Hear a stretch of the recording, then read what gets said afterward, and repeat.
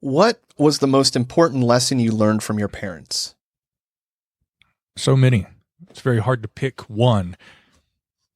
But, two ideas come to mind which are fascinating to me. I think it always comes back to my dad. I've learned so many lessons from both my mother and my father, but I think that from my father, a lot of that independence came from him. And the most important lesson probably that I ever learned from him was, believe in yourself and do what you want to do.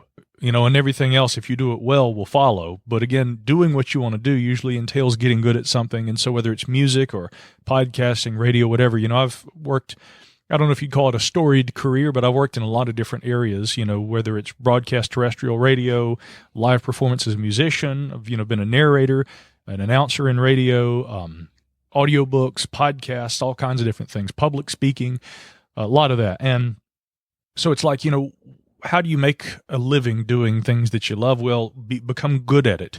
And then, to quote that sage of many years past, there'll be a path to your door. But what my dad always taught me as a kid growing up, he was self-employed. He taught music. He performed and played music. Sometimes he would do odd jobs, but we always lived well.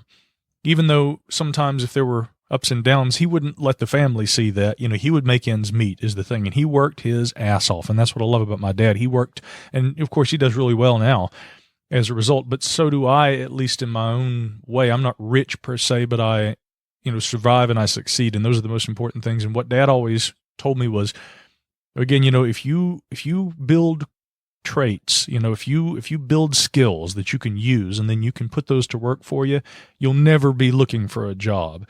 And it takes years to do that. But once you do, the freedom that you can know from being able to be your own boss, there's nothing in the world like it. And anyone who's self-employed knows that. And I love it. I wouldn't ever change it.